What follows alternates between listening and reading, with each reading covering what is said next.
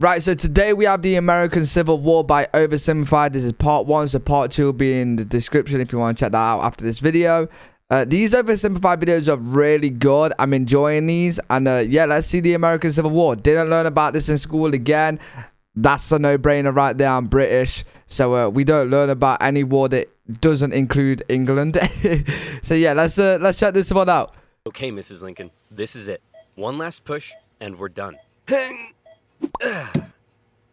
Oh, with the hat as well. Oh, sick. 9 Nice. months and 4 days ago, my father brought forth upon my mother himself, and gave to her a child, conceived in a shack in Kentucky, and dedicated to the proposition that I will drink num-nums from a bottle and do little poo-poos in my pantses for the next 2 to 3 years. Now, what is it babies do again? Oh, Not that, bro. Not that. Actually, no. Go back to the other one. I am not touching that.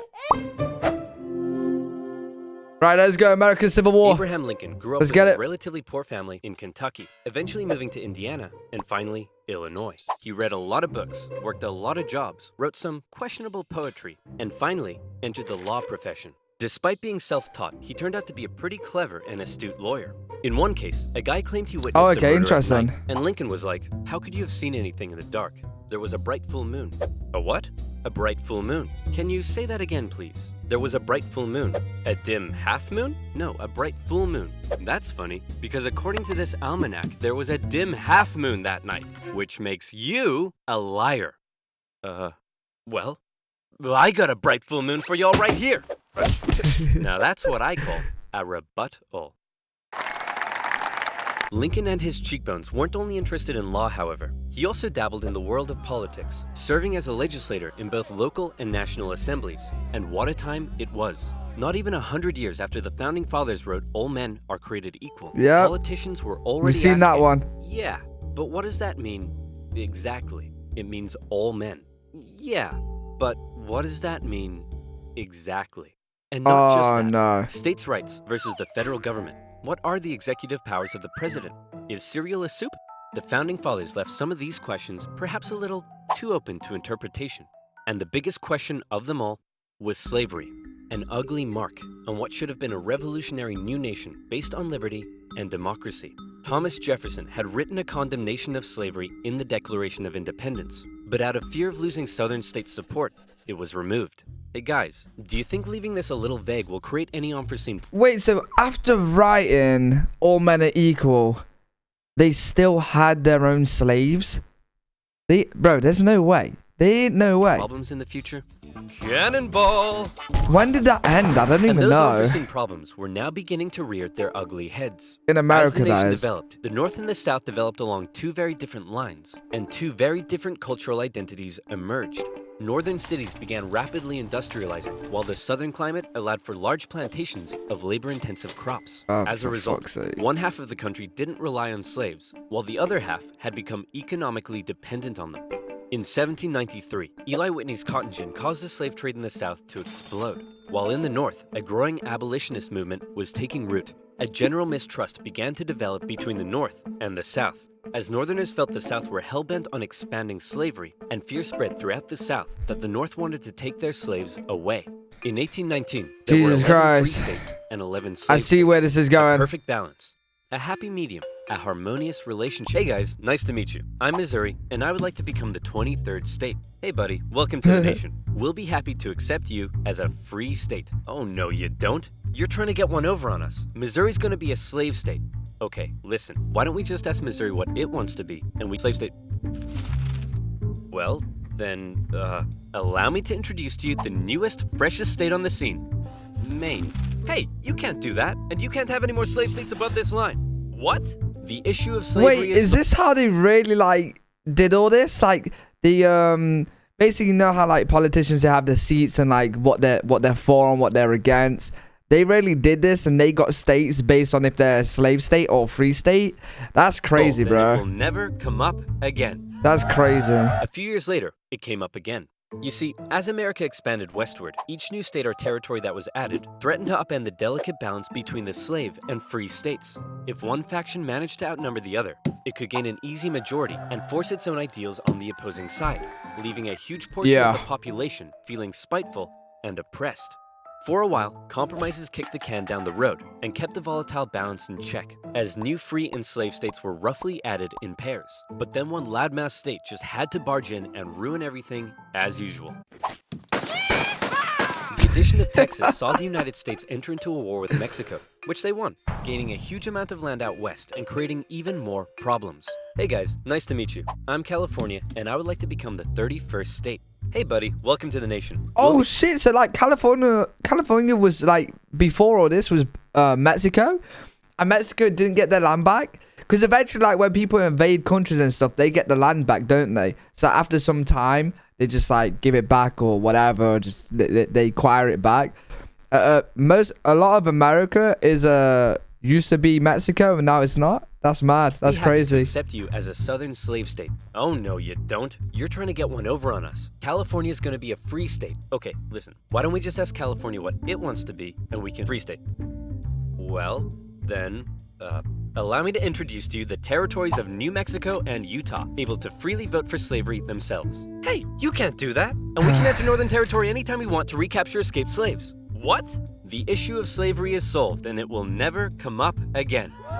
A few years later, it came up again. In 1854, a Democratic senator from Illinois wanted to build a really cool choo-choo train here and proposed that the territories of Kansas and Nebraska be created open to slavery, even though they were clearly above the Missouri Compromise line. Obviously, the northern states were like, hell no. But the Southern Democrats who controlled Congress at the time were like, well, if you love liberty and democracy so much, then you should let them vote on whether slavery should be legal or not. And so it was. Huge numbers of pro- and anti-slavery settlers rushed to Kansas to sway the vote in their favor. And while they were all there, this is crazy. I never knew this happened. One of those settlers was a man named John Brown, a former businessman who failed at just about everything he tried and went arguably insane. He was a radical abolitionist and dedicated much of his life to the Underground Railroad and freeing slaves. One night, in revenge for an earlier raid by pro-slavery forces, he and his sons killed a number of pro-slavery settlers in the territory, helping to kickstart years of violence known as Bleeding Kansas. Kansas and Nebraska both eventually voted in favor of outlawing slavery. But from here, the tension began to grow at a rapid pace. In 1852, author Harriet Beecher Stowe penned Uncle Tom's Cabin, a best-selling novel that exposed the terrible cruelty of slavery to the world. Oh, how awful. How morally corrupt a nation must be to allow such things to happen. Your Majesty, what should we do about all the starving children working in the coal mines? Nothing! In 1854, the Republican Party was formed, and Abraham Lincoln emerged as a leading figure. Southern Democrats viewed the new Republican Party with mistrust, believing it to be radical and abolitionist. In 1856, a politician named Charles Sumner gave a speech in Congress, calling out slave-owning Democrats with fiery language. If slavery was a woman, she'd be an ugly one, and the senator from South Carolina would like to boink her. Representative Brooks, do you have a rebuttal? Oh, I have a rebuttal, all right. Yeah, here's a rebuttal for you. Oh, come on. Surely this isn't allowed. I don't know. I'll have to consult the rulebook. I can't find anything about caning a political opponent, but it says here I'm not allowed to wear women's underwear. Uh-oh. News of the violence on the Senate floor took the nation by storm. Southern slave owners sent Representative Brooks new canes to replace his now broken one. And on the floors of Congress, politicians carried weapons in self-defense. Wait. There's no way that happened, right? There's no way he caned him in there, bro. Did he? I thought that was a joke from OverSimplified, but it sounds like it actually happened because of all this that's happening now. Wait, there's no way, bro. In 1857, the Supreme Court ruled in the Dred Scott case that all people of African descent, slave or free, could not be citizens, and therefore could not sue for their own freedom under any circumstances, undoing years of progress with the strike of a gavel. Now, within all this bitter debate over slavery, there were many nuances. North versus South, Republican versus Democrat, states versus the federal government. But let's strip all of that away. For 4 million individuals living in America, this wasn't about political intrigue or party alignment. It was about the basic human right to be free. Men, women, and children were stolen from their homelands and brought to the American continent, where for generations they were considered to be property, forced to live in poverty, and work from sunrise to sunset. Plantation overseers did whatever they felt was necessary to get the most out of their slaves. Punishments were often barbaric. Absolutely crazy times. And parents could often only watch as their children were auctioned off never to be seen again. Fucking crazy. Thousands of slaves took the treacherous risk of running away, and abolitionists in the North helped many escape via the Underground Railroad as bounty hunters entered the North to chase them down. Leading figures within the abolitionist movement included many significant free black men and women. But it's important to note that for many of the anti-slavery white individuals in the North, opposition to slavery was often an economic issue, not a moral one, as many worried large plantations would take their lands and livelihoods away. Abraham Lincoln knew that slavery was a moral evil, and he regularly spoke out against it in powerful speeches that helped him rise through the ranks of the new Republican Party. He lamented at the hypocrisy of a great American nation meant to stand as a shining beacon of freedom while also enslaving 4 million men, women, and children. He most famously declared in 1858 that a house divided against itself cannot stand, that one day slavery in America would end. However, even Lincoln was cautious in his opposition. He didn't want to outlaw it entirely, but simply prevent its expansion so that given enough time, he believed it would naturally die out. Thankfully, history would force his hand. In October 1859, one abolitionist decided he'd try to single-handedly take down slavery by force. Who would be crazy enough to even attempt such a thing? It's our good friend, John Brown. He planted 6 arms with an armory in the town of Harper's Ferry, free the slaves there, and continue south, inciting a major slave uprising along the way. Wait, there's no way, bro. And terrible execution. Brown's men took the armory and some hostages, but were quickly surrounded by one Robert E. Lee and his U.S. Marines. Brown was captured, and a couple of months later, he was executed for treason. Northerners sympathized with Brown, but Southerners were like, you see this? They're coming for us. Soon, there'll be 1 million John Browns. 1 million John Browns? What on earth are you thinking about? A John Brown farm? Yeah, me too. To make matters worse, new northern free states meant now the southern states really were outnumbered, and they were beginning to feel bitterly spiteful and oppressed. Further fear began to spread in the South when news broke that a relatively unknown figure had just secured the Republican Party nomination for president. Abraham Lincoln, mostly well-liked among anti-slavery Northerners, had made some of the most powerfully worded speeches against slavery of any politician at the time. And now, there was a chance that he and his cheekbones could become president. For the South, that would be too much. In the 1860 election, Lincoln's name didn't even appear on the ballot in 10 southern states. But much to their horror, when the final results came in, Lincoln had won by an electoral college landslide. Lincoln himself tried to calm their fear. How many times do I have to tell you, I'm not gonna take away your slaves? Yeah, right, Honest Abe. We've had enough of you Northerners. We're gonna go form our own country. You can't do that. Why not? Well, if you had won the election, would it be okay for us to leave? Of course not. Well, why not? Because that's not how victim mentality works. Many states felt that when they joined the Union, they always withheld the right to leave it whenever they pleased. Many people living in 19th century America often felt more loyalty to their state than to the nation. And now, with the South feeling like it had lost... You know what? It's actually crazy how, like, America is all these different states.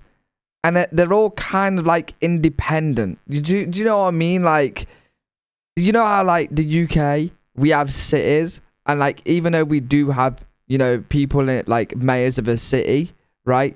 But they're not like independent. They're still run by the same kind of people, like same group of people, which is like, to be fair, it's a little bit like this, but it's not.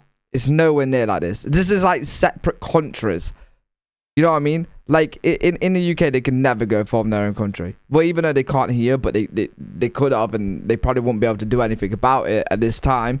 But it's just mental. It's just actually crazy how it seems like there's many different countries all came together for one big. It's actually mad. It's actually mad. Voice in the federal government, they were out of here. South Carolina was the first to go, and over a period of 6 months, one by one, 11 slave states officially seceded from the Union, with just 4 contested border states opting to remain. The seceding states issued a number of official documents justifying their secession. South Carolina proclaimed that it was northern states' hostility to slavery that rendered the federal government illegitimate. Mississippi declared that their position was thoroughly identified with the institution of slavery. And in a speech, the Confederate vice president stated that the new Confederate government rested upon what he called the great truth of racial inequality. Revered American generals, such as Robert E. Lee, opted to side with their states over the Union. And with all the chaos, one New York lawyer wrote that rather than a bald eagle, America's national bird should be a debilitated chicken. Hey, I kind of like that.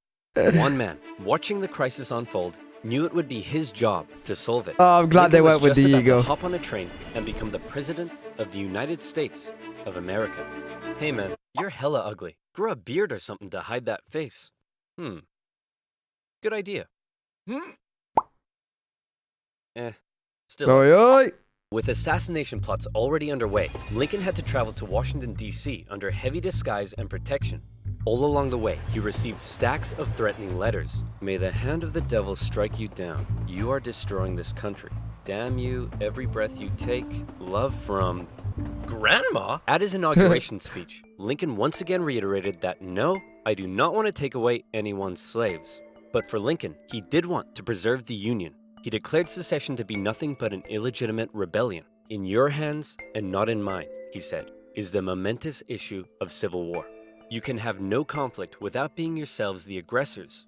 We are not enemies, but friends. It was clear Lincoln was ready and willing to get freaky and open up a can of Scatman John if he had to.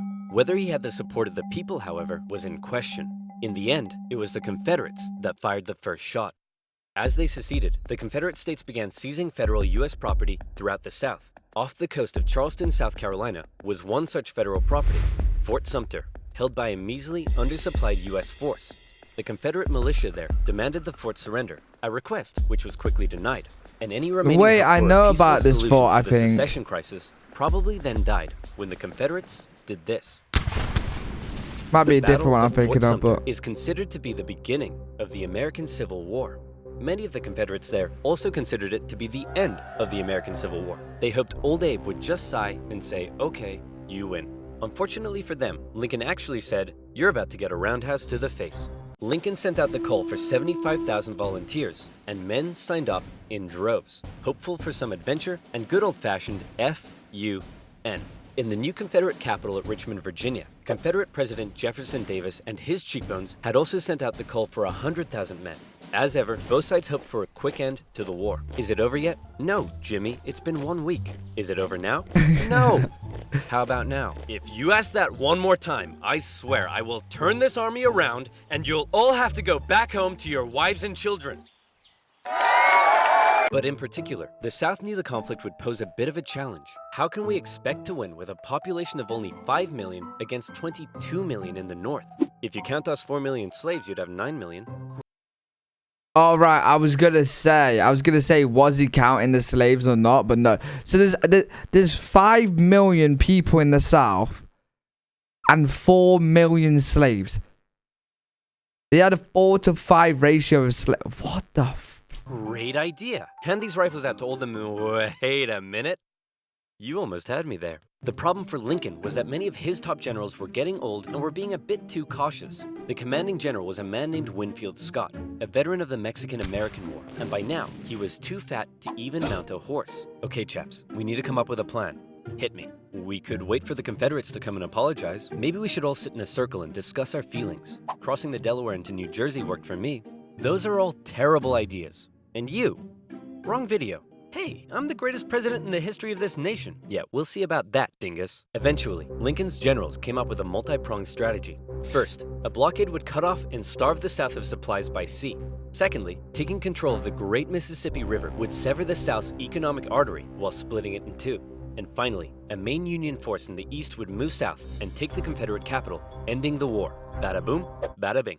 Skirmishes began to break out across the nation, and the Union Army in the East began to move south towards Richmond. Everything seemed to be going well until they reached Manassas, where they came upon a large Confederate force. It's almost like they were waiting for us. How did they know? As it turned out, spies in DC had sent a coded message to the Confederates warning of the invasion. Did you use NordVPN? What the heck is NordVPN? I'm so glad you asked. Oh, God. Do you use 2 or 5 person trip to still blocked as to all the description below to get 7 free supporting and the Right, here we go. Now where were we? Oh yeah, secession, Fat Man, and the Union invasion into Virginia. The 2 sides encountered each other at Manassas and both geared up for the first major battle of the Civil War, the First Battle of Bull Run. The Confederates rapidly brought in support via rail, and the 2 sides were about equal in numbers. However, they were also equally inexperienced. A large number of civilians also rode out by carriage from DC to picnic on the nearby hills and watch the excitement unfold. Nah, there ain't no way, bro. Quite understand how destructive this war was going to be. There ain't no way, bro. To hit the Confederates on their left, and the 2 sides fired on each other in rows. Farm families living in the area were forced to flee the fighting, including a man named Wilmer McLean. Hurry up, Martha! There's a war out here! The more you tell me to hurry up, the slower I will go! The Union force saw initial success pushing the Confederates back to Henry Hill, but one as of yet fairly unknown General Thomas Jackson had arrived, and he took a defensive position, standing firm like a stone wall, holding the Union army off, and finally sending them running back to Washington, D.C. With heavy casualties, the sobering reality of war hit both sides hard, and the North, having just lost the first major battle, had to face the serious prospect that they may not actually win this war. President Lincoln, General Jackson whipped us so hard, the Confederates are calling him Stonewall Jackson. Wait, that's why they're calling him that? Not because he looks like he ran face first into a stone wall? Apparently not. Worse yet, the North had also lost the first major battle out west, giving away control of southwest Missouri. All of this was terrible news for Abraham Lincoln, especially since many of his generals and cabinet already didn't have much respect for him. Oh boy, it's not looking good. Running a war because he seemed a bit like your friendly old grandpa. He Mr. famously loved Lincoln. a long-winded story and a good pun. I've been so busy, my wife is missing me, but her aim is starting to improve. But deep down, few realized he could also be incredibly shrewd. Oh, Abe, you're so funny. Funny how? Funny like I'm a clown? Abe, I was just... No, funny how? Like I'm here to amuse you? During the war, Lincoln committed acts that were viewed by some as impeachable. His administration suppressed the free media from printing articles sympathetic towards the South. Some Southern sympathizers were even arrested without a trial. Lincoln's criticizers began accusing him of being a tyrant. But to quote the man himself, "Hey, it's war, baby. What are you gonna do?" By the end of 1861, with things already looking bad for the North, abolitionists such as Frederick Douglass couldn't believe that the Union Army weren't enlisting black men. He continued to put pressure on Lincoln to make the war about emancipation. "Mr. President, it's time to make the war about emancipation." I don't want to ruffle any feathers. The feathers are already ruffled. But Lincoln, hanging on to hope for a quick end to the conflict, continued to fight only for the preservation of the Union.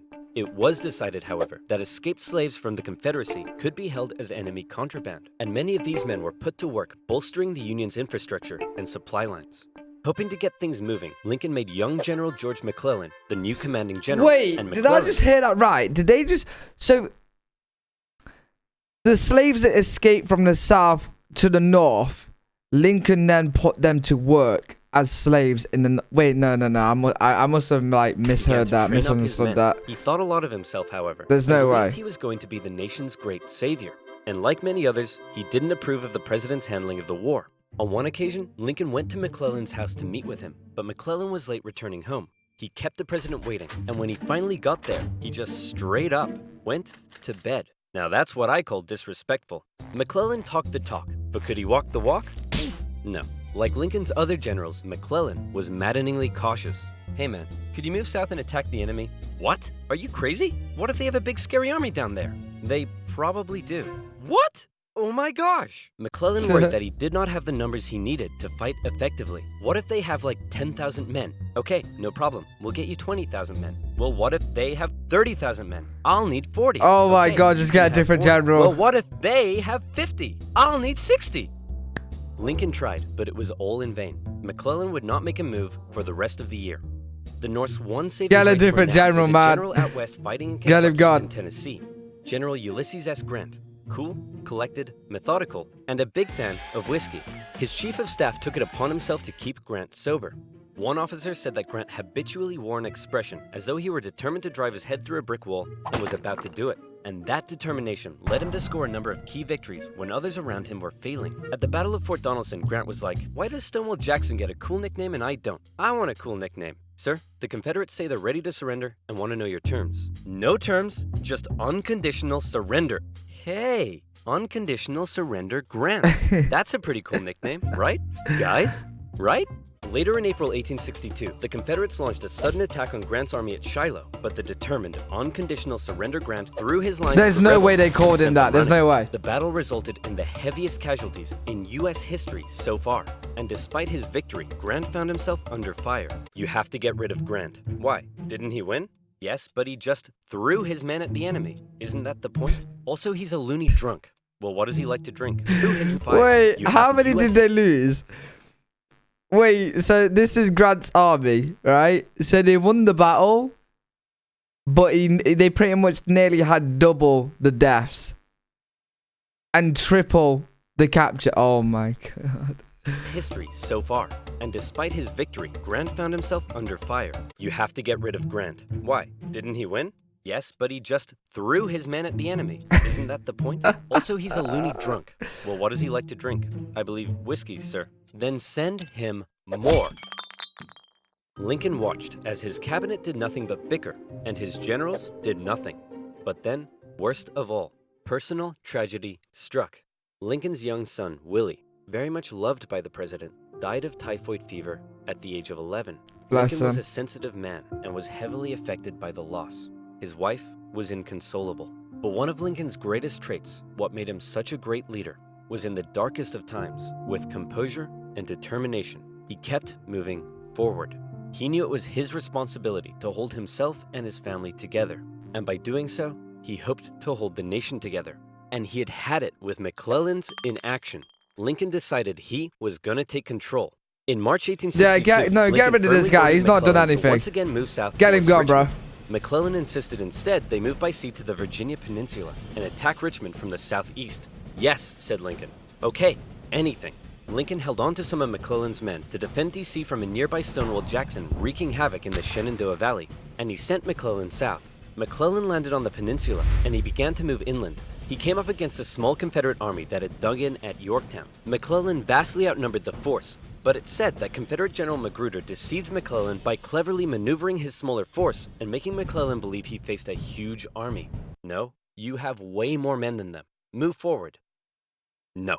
McClellan settled in for a month-long siege, giving time for Johnston to move south from Manassas and Magruder time to retreat. When he finally entered the city and found it deserted, he declared it a victory, calling his success brilliant. Then, after meeting some resistance at Williamsburg, McClellan moved to within just 20 miles of Richmond, his armies able to hear the church bells ringing in the enemy capital. You still outnumber them. Go give them hell. No. McClellan once again held back, moving slowly and defensively, and with his army split in two, this guy, saw bro, an opportunity to strike back. McClellan's advance was halted, and now the Confederates pulled an ace out of their sleeve. General Lee, you're up. Do you think we should evacuate Richmond? No, Mr. President, no need. General Robert E. Lee, one of the most brilliant military commanders of the time, was now in charge. One of his biggest strengths was his ability to read the mind of his enemy, and he knew McClellan was cautious and weak. After moving Stonewall Jackson south to join him, and even though he had a smaller army, Lee hit McClellan in a series of fast-paced, close combat battles that had McClellan spooked. McClellan retreated the Union Army back this guy. again and again and again, escaping the peninsula and returning to D.C. How is he a general, bro? And the campaign had failed. Well, that was a major success. A success? Tell me exactly what was successful about that. Well, we successfully retreated. You lost. I didn't lose. I merely failed to win. Things just kept looking worse for the North. At least their Navy had seen some success, capturing a number of key port cities, notably when they steamrolled past Confederate forts to take New Orleans. And speaking of the Navy, both sides had begun using ironclads. So that's pretty cool. But in the East, they still weren't having any luck. After McClellan's disastrous campaign, Lincoln briefly sent out one General John Pope to attack Northern Virginia. Hey man, just checking in. How's it going? Well, the Confederates kicked my butt at Cedar Mountain. Then they raided my camp and ran off with my money and clothes. Also, I appear to have been wedgied. Lee defeated Pope at yet another battle at Bull Run, in which nearby farm families once again got caught up in the fighting. Hurry up, Martha! There's another war out here! I'm waiting for my hair to dry! Wilmer McLean, sick of war, moved his family south, where he knew the war would definitely, absolutely, never touch him again. But Lincoln had yet another problem to contend with. European powers, in particular the UK, were looking increasingly like they may intervene diplomatically on the side of the Confederates. They were missing their precious supply of southern cotton because of the Union blockade, and they wanted to see a swift conclusion to the war. The tension between America and Great Britain had been increasing, especially after Confederate diplomats were discovered on a British ship. Now, after McClellan's failure to take Richmond, the UK declared it impossible for the North to win. Lincoln needed something to prevent Europe from getting involved, and after more petitioning from abolitionists, he decided maybe the time was finally right to make the war about ending the institution he hated, slavery. If the North had a noble cause to fight for, Europe would be less likely to intervene. But Lincoln and his cabinet knew before they could declare something as radical as emancipation, they needed a victory, especially now that the Confederates were about to go on the attack. Aware that no way the EU helps the South. Lee now hoped that if he could just threaten Washington, D.C. militarily, he would gain Europe's recognition and crush Northern morale in time for the midterm elections, forcing the North to negotiate. With confidence at an all-time high, for the first time, Robert E. Lee invaded the North. But on September 13th, the North finally had some luck. Oh boy, it's my lucky day! A cigar in a field. Hey, what's this wrapped around it? Oh my gosh! That's right, the North had discovered General Lee's battle plans wrapped around some cigars. And in them, they saw that Lee had split up his forces. Wait, what do you mean? The two sides met in the Battle of Antietam.